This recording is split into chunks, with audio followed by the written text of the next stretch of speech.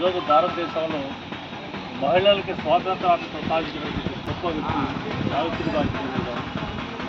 ఆమె స్నేహితురాలు వాజ్పేయి గారి జన్మదినాలు 3వ తేదీ 9వ తేదీ.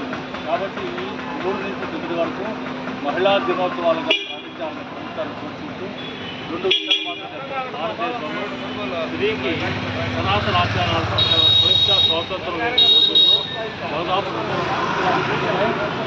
మొట్టమొదటి స్త్రీల గురించి విప్లవాన్ని స్థాపించినటువంటి మహిళా నాయకురాలు సావిత్రిబాయి పూలే గారు.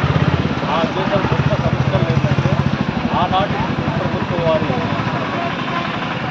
పాలనలో ఉన్నప్పుడు ఆ బ్రిటిష్ గవర్నమెంట్ ఒప్పించి స్త్రీ ఆ రోజు ఎంత అనాయాలంటే స్త్రీకి ఖాళీ చేసి చెప్పలేకపోతే భర్త చనిపోతే బాల్య వివాహాల్లోనే భర్త చనిపోతే పునర్వ్యవహారానికి గట్టి పట్టుబట్టి అవన్నీ కూడా ప్రభుత్వం ద్వారా జీవోలు చేసుకుంటుంది.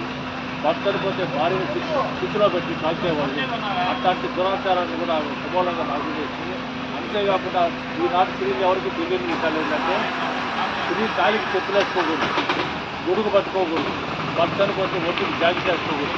ఇలాంటి సనాతనమైన ఆచారాలన్నింటినీ కూడా కోకల వేలతో పగిలించడానికి మంచి జ్ఞానం కావాలని చెప్పి మొట్టమొదటి పాఠశాల స్థాపించింది.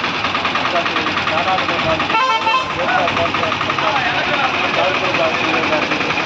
మేము కలుసుకునే అవకాశాన్ని కలిగించిన మన పూడూరు గారు, మాజీ ఎమ్మెల్యే గారు వరప్రసాద్ గారి స్వాతంత్రంతో నిర్మాణం చేసినటువంటి ఈ విగ్రహాలకి మేమందరూ కూడా సమావేశానికి అవకాశం కల్పించారు.